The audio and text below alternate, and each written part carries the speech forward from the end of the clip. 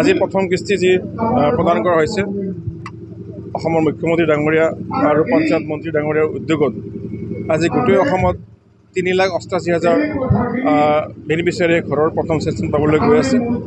আমাৰ মানাহ বিধানসভা সমষ্টি হিচাপে দুটা ডেভেলপমেণ্ট ব্লক, গোবৰ্ধনা ডেভেলপমেণ্ট ব্লক আৰু জালা ডেভেলপমেণ্ট ব্লক। গোবৰ্ধনা ডেভেলপমেণ্ট ব্লক হিচাপে আমাৰ ইয়াতে 2,634 জনে প্ৰথম অনুমোদন পাব আজি প্ৰথম কিস্তিত, আৰু জালা ডেভেলপমেণ্ট ব্লক হিচাপে 844 জনে আমাৰ অনুমোদন পাবলৈ গৈ আছে। গতিকে এই যে বৃহৎ সংখ্যক বেনিফিচিয়াৰী দৰিদ্ৰ লোকৰ যি ঘৰৰ এটা মানে প্ৰয়োজন, যি মৌলিক এটা প্ৰয়োজন, ঘৰ বুলি ক'লে মৌলিক এটা বিষয়, খাদ্য বস্ত্ৰ বাসস্থান আমাৰ মৌলিক বিষয়। গতিকে এই ক্ষেত্ৰত আমাৰ চৰকাৰে যি গুৰুত্ব প্ৰদান কৰিছে, প্ৰধানমন্ত্ৰী ডাঙৰীয়া যি পদক্ষেপ দৰিদ্ৰ লোকৰ আৰ্থ সামাজিক উন্নয়নৰ কাৰণে যি ব্যৱস্থা লৈছে, মই তেখেতসকলক অন্তৰৰ পৰা শ্ৰদ্ধা জ্ঞাপন কৰিছোঁ। যিসকলে আজি ঘৰৰ প্ৰথম কিস্তিৰ চেংচন পাবলৈ গৈ আছে মানাহ বিধানসভা সমষ্টি হিচাপে গোবৰ্ধনা ডেভেলপমেণ্ট ব্লক আৰু জালা ব্লকৰ অধীন, তেওঁলোকক মই শুভেচ্ছা জ্ঞাপন কৰিছোঁ। মই আহ্বান জনাম যে তেওঁলোকে যে নিজৰ যি আৱাসগৃহটো ভালকৈ নিৰ্মাণ কৰাই লয়। কিছুমানে দেখিছোঁ যে তেওঁলোকৰ এই টকাটো পোৱাৰ পিছত ঘৰ নিৰ্মাণ কৰাৰ পৰিৱৰ্তে তেওঁলোকে বেলেগ কিছুমান কামত ব্যৱহাৰ কৰে। গতিকে তেনেকুৱা কৰিলে অসুবিধা হয়, ৰিপৰ্টো বেয়া হয়। আৰু তেনেকুৱা ধৰণৰ প্ৰায় 300তকৈ বেছি অৰ্ধনিৰ্মিত ঘৰ আমাৰ গোবৰ্ধনা উন্নয়ন খণ্ডতে ৰৈ আছে। তেওঁলোককো মই আহ্বান জনাইছোঁ, তেওঁলোকে যেন সম্পূৰ্ণ কৰি লয় নিজৰ ঘৰটো, থকা ঘৰটো নিজৰে হ'ব। গতিকে এই যে ধনৰাশি যাতে বেলেগত ব্যৱহাৰ নকৰে, এয়া মই আহ্বান জনাইছোঁ। ৰেওৰা নাৰ্জাৰী পদত্যাগৰ বিষয়ে মই বিশেষ নকওঁ, ব্যক্তিগত কথা, ব্যক্তিগত বিষয় এইটো, সেই বিষয়ে মই বিশেষ ক'বলৈ নাযাওঁ। নাই, বিজেপিৰ কেতিয়াও ক্ষতি নহয়। এজন দুজন ব্যক্তি বিজেপি নহয়, বিজেপিত বহুত মানুহ আহি আছে, 2-এজনে গৈছে, 2জন গ'লে 10জন আহিছে, বিজেপিৰ কোনো ধৰণৰ ক্ষতি নহয়।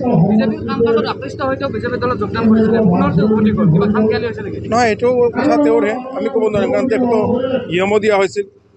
তেখেতে বিশেষ কাৰণত তেওঁৰ ইএমটো বাতিল কৰা হ'ল। তাৰপিছতো তেখেতক আঁচনি অন্যান্য যি সুবিধা তেওঁ পাইছিলে। গতিকে তেখেতে নিজৰ চিন্তা চৰ্চাৰে তেওঁ এইটো কাম কৰিলে, তাত আমাৰ বিশেষ ক'বলগীয়া নাই।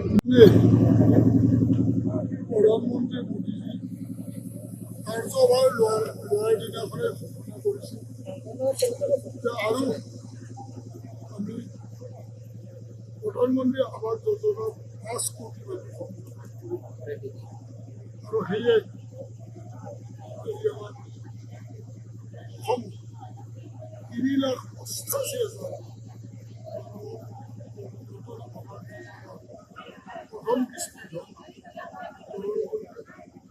আৰু আমাৰ অসমৰ আমাৰ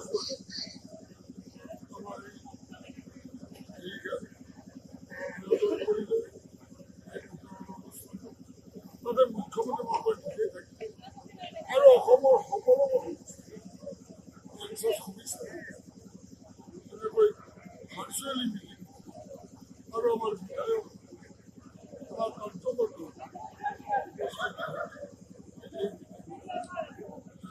আৰু মানৱ সমষ্টিৰ ভাল খবৰ যে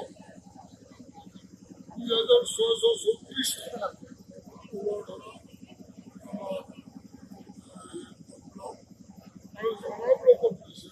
যিকোনো খবৰৰ বাবে যোগাযোগ কৰক 7099017330 লগতে 7099017110 নম্বৰত।